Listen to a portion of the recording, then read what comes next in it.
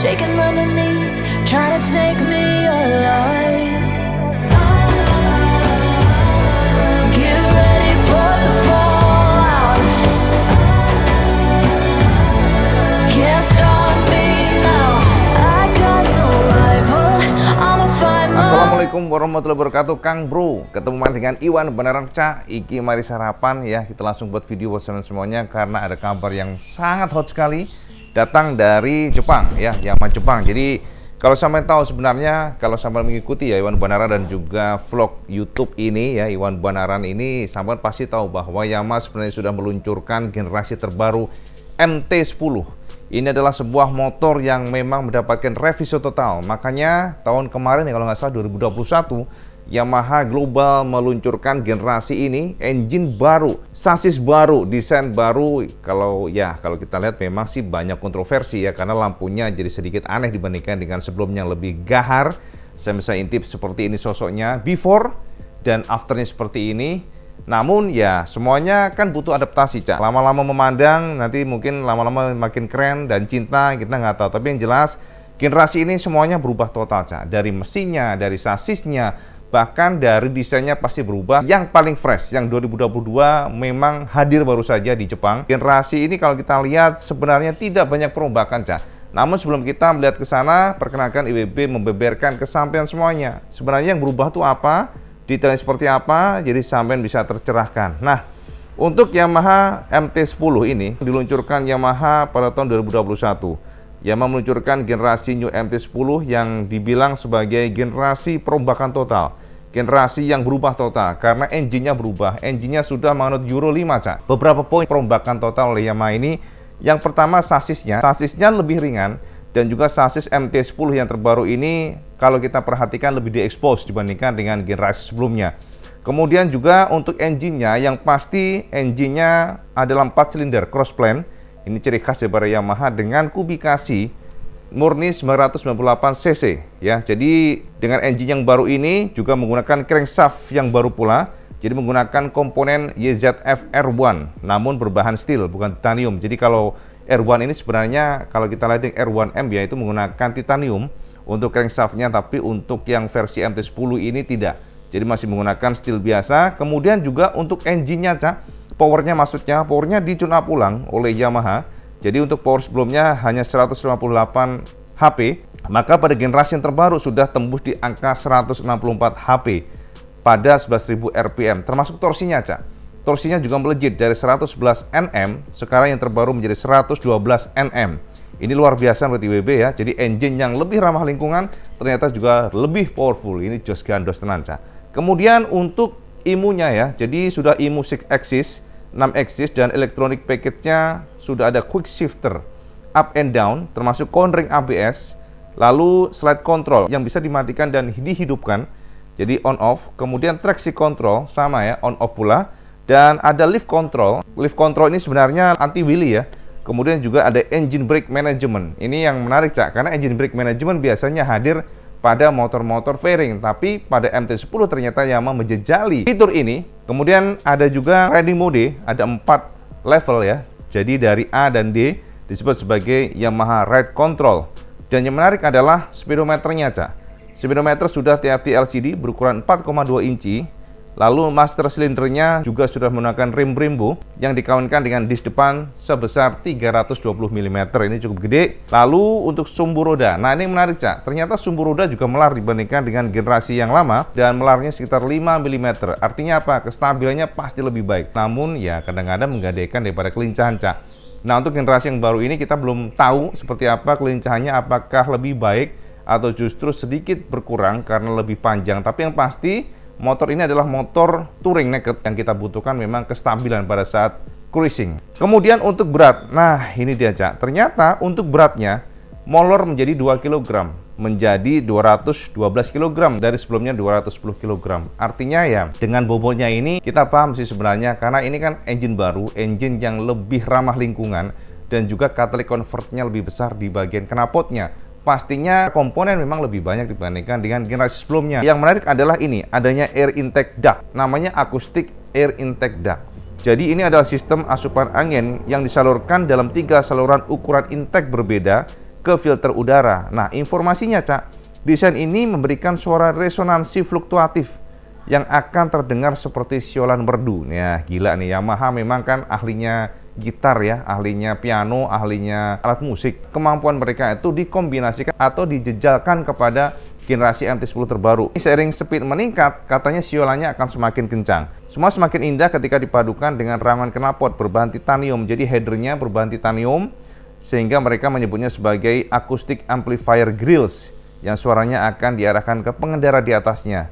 Wah, keren nih, Cak. Jadi, wing gitu mungkin ya. Kita perlu jajal lah, kita nggak tahu juga. Nah, jadi itu sekilas informasi beberapa perombakan MT-10 2021 sebenarnya. Dan ternyata, Cak, di tahun ini 2022 Yamaha meluncurkan generasi terbaru yang kita bisa tonton detail seperti ini ya.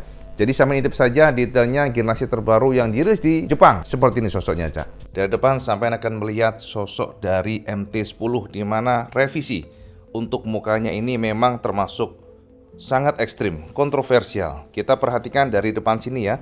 Jadi sebelah kanan ini adalah versi yang lama, sementara yang kiri adalah versi yang baru. Untuk versi lama, sampean akan melihat sosoknya memang benar-benar seperti apa ya? Kita perhatikan tuh kayak transformer banget. Di sini ada dagunya dan kemudian juga secara proyektornya itu posisinya agak ke atas. Di sini, Cak, posisinya. Sementara untuk yang versi yang paling baru ini justru menggunakan proyektor ala-ala R1. Jadi ada di bagian kiri kanan di sebelah sini. Sementara DRL kita perhatikan ternyata untuk generasi terbaru ada DRL di bagian sini, Cak. Jadi kalau saya menyalakan, sampai akan menemukan ada nyala lampu di bagian sini, ya. Dan juga visornya menyatu dengan DRL-nya. Nah, jadi sosok seperti ini. Saya bisa perhatikan dari gambar yang besar berikut ini. Nah, kemudian di bagian fendernya ternyata masih menggunakan common part yang sama. Termasuk juga kalau kita lihat di bagian pelek-peleknya juga masih mirip, Cak. Nggak banyak perbedaan. Namun perbedaan sangat kentara bagian surutnya, Cak. Surutnya untuk generasi yang lama ini terasa lebih slim, sementara untuk yang baru memang terlihat lebih mekar. Entah kenapa IWB ngerasa untuk versi yang lama itu lebih rapi ya. Kabel-kabelnya nggak berseliweran di sini, tapi kabel-kabelnya kelihatannya yang lama ini justru lebih rapi, lebih tersembunyi. Sementara untuk yang baru itu kabel-kabelnya kelihatannya berjuntai banyak banget di bagian sini. Jadi seliweran, Cak. Kleweran like boso Jawa nih Kang Mas. Jadi kelihatannya kurang proper aja sih kelihatannya. Jadi kalau kita perhatikan dari jauh seperti ini sosoknya. Nah, jadi kalau kita perhatikan dari jauh, kalau sama sendiri kira-kira lebih serak yang mana? Monggo sama komen. Bagian sini pun berubah total, Cak. Kalau kita bandingkan dengan versi yang lawas, itu sangat beda banget tuh, lihat nih, ya kan? Beda banget di sini. Nah, ini lawas tuh seperti ini sosoknya. Memang, wah, benar-benar kayak racikannya garang banget sih emang ini motor ya, lihat tuh. Kalau yang lawas tuh lebih runcing ya, lebih lancip, lebih tipis, sementara yang baru sedikit tebal di sini. Ini kalau gambar dari samping untuk MT-10 seperti ini ya. Dan kalau kita perhatikan memang, Cak, sosoknya tuh jadi kayak model-model Triumph ya. Jadi dia untuk moncong kepalanya kelihatannya memang rada dongak ya. Dan juga kecil, komposisi atau proporsionalnya IWB katakan rada ganjil di sini, Cak. Lihat kan? Kita bandingkan coba dengan generasi sebelumnya. Nah, ini generasi MT-10 sebelumnya. Jadi versi yang lama seperti ini sosoknya lebih proporsional menurut IWB untuk yang versi yang lama ini. Sementara yang baru jadi kan saya perhatikan bagaimana kepalanya yang kayak gantung begitu ya, kurang menyatu rasanya. Ya, jadi kepalanya di sini nih posisinya kecil begitu headlampnya. Sementara untuk yang lama ini memang terasa lebih proporsional aja. Itu yang opini IWB. Sama monggo komen apakah sesuai dengan opini IWB. Lihat nih, yang lama ini agresif dan pas posisinya, nggak terlalu mendongak, nggak randangak nih, Cak. Orang dangak nih posoni, Cak, ya. Sementara yang baru itu seperti ini. Ya, semuanya selera. Memang desain itu nggak selalu harus sesuai dengan per individu ya. Makanya saya komen apakah generasi yang terbaru ini lebih cakep atau lebih kurang. Apa lebih kurang lagi, lebih ya kemunduran untuk sampean. Nah, ini bagian bokongnya juga sama. Jadi kalau kita lihat dari samping seperti ini, yang lama itu terasa lebih lebih banyak ininya. Nih lihat nih. lebih banyak, kayak yang lama itu lebih banyak tekuk-tekukan ya kan. Detailnya luar biasa ini BTWB ini yang lama ini. Nah, jadi sementara yang baru lebih elegan aja sih. Lebih lebih biasa gitu ya. Sementara yang lama itu memang banyak sekali tekuk-tekukan yang membuat sosoknya jadi lebih gahar ya BTWB. Termasuk footstepnya juga. Kalau yang baru seperti ini bentuk footstepnya ya. Sementara yang lama itu bentuknya lebih futuristik. Kesannya demikian. Termasuk juga hadirnya cover di bagian sini silencernya. Kalau yang baru itu silencernya tuh nggak ada covernya, tapi di headernya ada. Nah, jadi gitu. Oke, sementara kita coba lihat yang bagian sini. Nah, ini untuk yang New MT-10 ini. Kalau kita perhatikan di bagian samping sini memang nih lihat nih, bagian sini ya tangki-tangkinya tuh banyak sekali tekuk-tekukan ya. Sementara bagian samping sini juga serutnya terlihat besar gitu ya. Lalu di sini lebih telanjang ya sasisnya. Dan juga kalau kita lihat di bagian sini CP4 engine-nya besar sekali. Ini kalau kita lihat di bagian dashboardnya area dashboard, kita lihat dari sini speedometernya ini sudah 4,2 inci dengan background display black ya. Jadi kelihatannya memang lebih mewah gitu Ini adalah kontrol dari sebelah kiri untuk stang-stangnya ya. Jadi panel dari stangnya tuh ada pas beamnya di sini, tombolnya ya, kemudian ada lampu sen kiri kanan, ini ada hazard, ada klakson, kemudian ada rest atau set, maksudnya ya ini adalah cruise control maksudnya ya. Kita bisa setting berapa speednya dan sebagainya. Ada quick shifter di sini, kemudian ada lift control, lalu ada engine brake management, ada power, ada mode A, B dan sebagainya, cruise control, kemudian ada TCS, lalu ada SCS. Ternyata untuk MT-10 sudah dibekali dengan power outlet charger. Jadi kalau sama ngecas di jalan bisa menggunakan motor ini.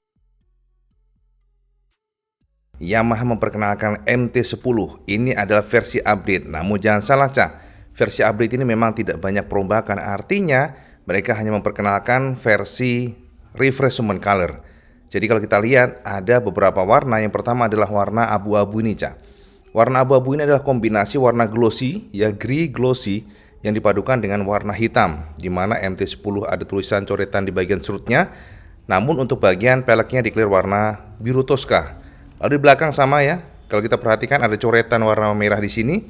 Dan untuk yang bagian buritanya juga declare warna hitam. Cenderung sepertinya sangat mirip dengan versi sebelumnya untuk yang ini Nah, next kita akan perhatikan pada warna berikutnya. Yes, inilah warna yang ditawarkan oleh Yamaha pada generasi 2022 pertengahan tahun ini ya maksudnya ya. Itu ada warna hitam, kemudian juga kalau kita lihat kombinasi warna silver bagian sini, dan termasuk hadirnya coretan warna biru di bagian punggung sini. Bagian samping serutnya ada MT-10 SP tulisannya. Memang ini adalah SP version. Kalau kita ngomong SP jadi mirip kayak Honda ada versi SP. Dan perbedaan memang ada beberapa poin yang berbeda dibandingkan dengan versi yang standarnya sih. Tapi lebih kepada permainan warna, seperti bagian swing armnya dikelilingi warna silver. Lalu di bagian sini ada kombinasi warna racingnya lah kayak gitu kira-kira Dan peleknya juga dikelilingi warna. Nah, peleknya dikelilingi warna biru. Dan birunya benar-benar khas Yamaha, termasuk juga bagian sini ya, bagian jok-joknya diberikan semacam stitching atau jahitan di bagian sini ya. Jadi mengalir begitu modelnya cakep. Lalu kalau kita lihat di bagian sini Nah, bagian sini untuk yang next colornya ini sangat mirip dengan yang tadi. Jadi hanya bagian atau komposisi dari samping aja kita ngelihatnya. Ini adalah warna abu-abu, dan kalau kita lihat nextnya adalah warna biru khas Yamaha. Ini disebut sebagai power blue.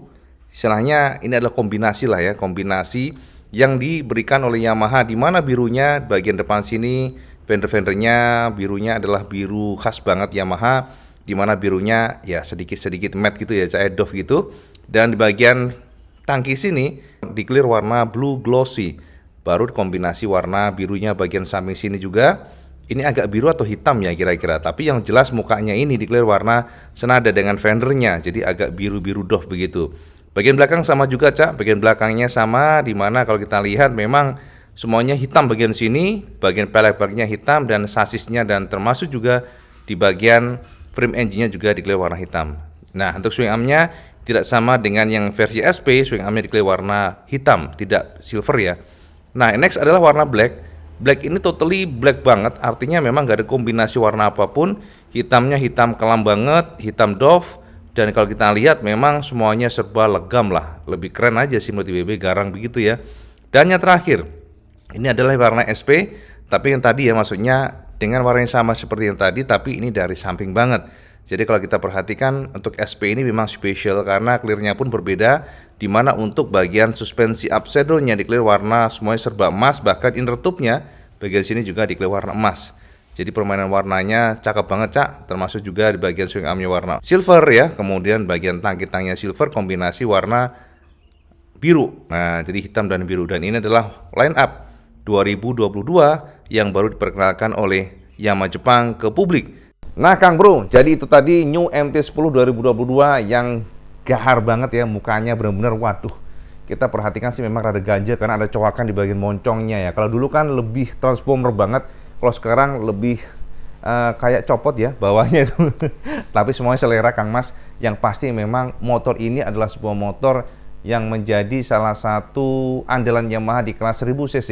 Karena ini bersaing dengan Z1000 ya, kemudian juga kalau di Hondanya bersaing dengan CBR 1000, kemudian CB1000 ya, CB1000, dan kalau saat ini MT-10 ini memiliki engine yang 4 silinder, pastinya memang bersaing dengan mereka. Dan kita nggak tahu juga sih sebenarnya ini generasi akan datang di Indonesia atau enggak, atau hanya di luar negeri.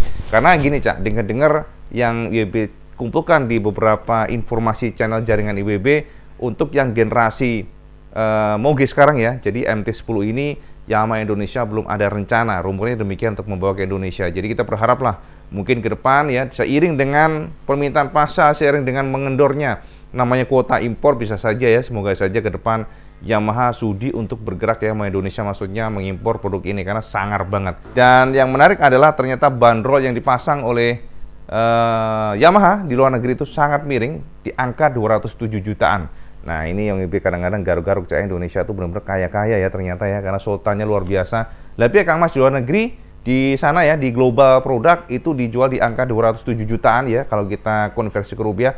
Sementara di Indonesia kalau kita masuk di sini sangat dipastikan akan bisa nongkrong di angka 500 jutaan. Ya saya tahu aja kan yang MT-07 dulu yang dipasarkan oleh Yamaha Indonesia pada saat kemarin itu angkanya di angka 245 jutaan ya di sini kan. Padahal di luar negeri untuk MT-07 itu dijual di angka 120 jutaan. Jadi merangkaknya memang 2 kali lipat karena pajak ya, pajaknya memang besar untuk Moge. Itu aja informasi IWB buat sampean semuanya ya. Jadi semoga memberikan semacam referensi buat sampean, dan IWB masih di kampung halaman. Mohon maaf kalau mungkin nggak optimal memberikan informasi yang real time, karena memang di sini agak terbatas ya. Semoga aja memberikan pencerahan buat sampean, dan seperti biasa sama suka video ini like, share, dan subscribe. Dan jangan lupa juga sama sholat 5 waktu karena itu paling penting. Assalamualaikum warahmatullahi wabarakatuh. Salam segandos.